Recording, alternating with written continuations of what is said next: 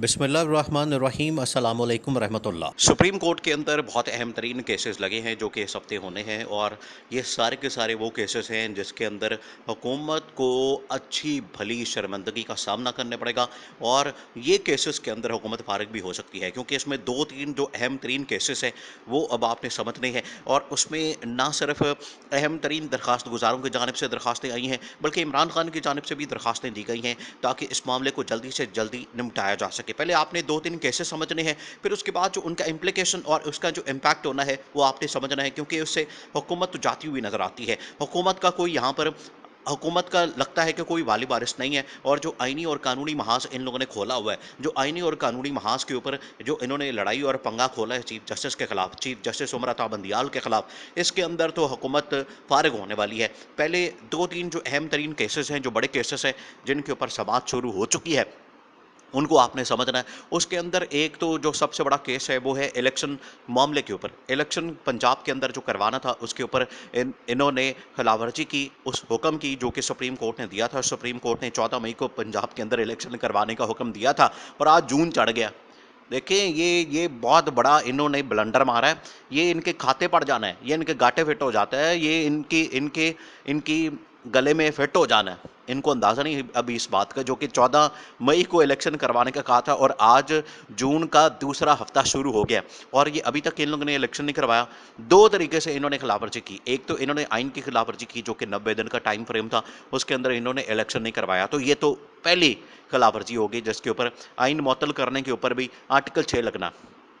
दूसरा, जो supreme court की जानिब से इनको ऑर्डर दिया गया था, सुप्रीम कोर्ट की जानिब से कहा गया था कि भाई आप इलेक्शन करवाएं, और आइन और कानून का तकाजा ये है, आइन और कानून की डिमांड ये है, आइन और कानून आपसे आपसे ये इस्तदा करता है, आपसे रिक्वेस्ट करता है। आइन और कानून तो देखिए हाथ बांध के खड़ा है। वो तो इन्होंने तो आइन और कानून को घर की लौंडी बना दिया है। इन्होंने तो आइन और कानून का मजाक बना दिया है। इन्होंने तो खिलवाड़ कर दिया है। जो आइन और कानून के साथ किया वैसे ही इन्होंने मुल्क के साथ किया, वैसे ही इन्होंने मशहद के साथ किया, वैसे ही इन्होंने आवाम के साथ किया, वैसे ही इन्होंने पाकिस्तान के साथ किया। जो आइन और कानून का इन्होंने खिलवाड़ किया, तो वहाँ पर सुप्रीम कोर्ट का जो ऑर्डर है उसको मानने से इन्होंने इनकार कर दिया और हवा में उड़ा दिया। इसके ऊपर भी समाअत होनी है। ये बड़ा अहम तरीन केस है। इस केस के अंदर तो हुकूमत फारिग हो जाना है, क्योंकि इसमें इसमें सबसे पहले तो शहबाज शरीफ के ऊपर तौहीन अदालत कंटेम्प्ट ऑफ कोर्ट लगनी है, उसके बाद राणा सनाउल्लाह, उसके बाद इसहाक डार, उसके बाद ख्वाजा आसिफ। ये चार लोग हैं, चार अहम तरीन मिनिस्टर जो कि नून लीग के हैं। चारों के चारों फारग हो जाने, चारों के चारे उड़ जाने हैं, और हुकूमत फड़का के परे मारनी है चीफ जस्टिस ने। एक तो ये केस लगा हुआ। दूसरा केस अब आपने समझना है, वो है पनामा के ऊपर। पनामा के ऊपर दोबारा से तमाम के तमाम केसेस खुलने वाले हैं, और इसके अंदर आप याद करें कि नवाज शरीफ की जो डिस्क्वालिफिकेशन हुई थी वो भी पनामा के अंदर हुई थी, और पनामा के अंदर उसका नाम आया था जिसकी वजह से उसकी डिस्क्वालिफिकेशन हुई।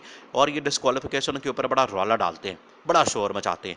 ओ बड़ी बड़ी इनकी जानिब से हाहाकार होती है, बड़ी इनकी जानिब से वो रौला डाला जाता है कि वो हमारे साथ बड़ी ज्यादती होगी, बड़ा जुल्म हो गया, हम मारे गए, हम लुटे गए, बर्बाद हो गए, और हमें हमें जो डिस्क्वालीफाई किया गया वो गैर आइनी और गैर कानूनी है, और मुझे क्यों निकाला, वो सारा रौला रप्पा आपको पता है। वो अब पूरे केसेस जो हैं वो दोबारा से खुलने वाले हैं, और उनके ऊपर भी समाअत होनी है। और तीसरा जो अहम तरीन केस है वो है ऑडियो लीक्स के ऊपर। ऑडियो लीक्स के ऊपर आप ये अंदाज़ा करें इस बात का कि ऑडियो लीक्स, पहले तो ये जजेस की ऑडियो लीक करते हैं, ऑडियो लीक करने के बाद अपने मकसद हासिल करते हैं, इन्फ्लुएंस करते हैं, सुप्रीम कोर्ट के ऊपर जजेस के ऊपर प्रेशर डालते हैं। और इमरान खान के भी ये इन्होंने सिर्फ और सिर्फ जजेस की ऑडियोज़ नहीं निकाली, इनके पास जो पूरा एक ऑडियो का कारोबार है, ऑडियो का जो ये पूरा नून लीग शरीफ ख़ानदान एक कारोबार करता है, गंदी वीडियोस और गंदी ऑडियोस लोगों की बनाना, उनको उनकी नंगी वीडियोस पे शेयर करना, और उनकी गंदी गंदी जो ऑडियोस है, जो पर्सनल ऑडियोस होती हैं वो लीक करना, उनको उसके मुताबिक लीक करना, उसको काट छांट करना, उसको एडिट करना, उसको अपनी मर्जी के मुताबिक बनाना, उसके अंदर ऐसा रंग भरना कि आपको लगे कि जैसे ये तो बहुत ही को घटिया आदमी है। इस तरह की वो कैंपेन और प्रोपेगेंडा करते हैं, और वो खाते में डाल देते हैं बंदे के, लेकिन उनको पता नहीं होता कि वो असल में इनके खाते में पड़ने जाती हैं, वो असल में इनके खाते में पड़ती हैं। उसकी वजह यह है कि जब अदालत के अंदर उसकी पूरा फोरेंसिक और उसका एनालिसिस और उसकी पूरी जब लेबॉर्ट्री के अंदर टेस्टिंग वगैरह होगी, तो वो सारी खुल के सामने आ जाएगी, कहाँ इसको कैसे इस्तेमाल किया जा रहा है, कहाँ से इसको जोड़ा जा रहा है, तोड़ा जा रहा है। और किस तरीके से उसको, तो इन्होंने जजेस को टारगेट किया। जजेस को इन्होंने पहले पकड़ा, उसके ऑडियोज़ के अंदर रगड़ा, और जजेस को ऑडियोज़ के अंदर इन्होंने डंडा देने की कोशिश की, लेकिन वो डंडा अब इनको आ रहा है। उसकी वजह ये है कि जजेस ने कहा कि सबसे पहले तो आप ये बताएं कि आप ऑडियोज़ कैसे लीक कर सकते हैं, रिकॉर्ड कर सकते हैं, कौन करता है इसके पास, किसके पास ये अथॉरिटी है, किसके पास ये गैर आइनी गैर कानूनी काम की अथॉरिटी है जो ये करता है, बजाय इसके कि आप एक ऑडियो लीक्स कमीशन बना दें और कहें कि जी हमने सबसे पहले तो इसकी इंक्वायरी करनी है, ये किस वजह से हो रही है, कौन इसके अंदर बात कर रहा है, उसका क्या असरात होने हैं। ये तो बात की बातें हैं, जो बात की बातें हैं उसको आप पहले ले आएँ। वो तो बात की बात है कि इसमें क्या गुफ्तगू हो रही है, क्या बातचीत हो रही है और उसका क्या असर होना है।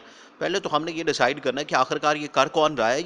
ये पहले तो उसको छितर फेरे जाएँ, उसकी पहले लित्रपाला की जाए, उसको पहले लितरॉल की जाए कि ये कर कौन रहा है।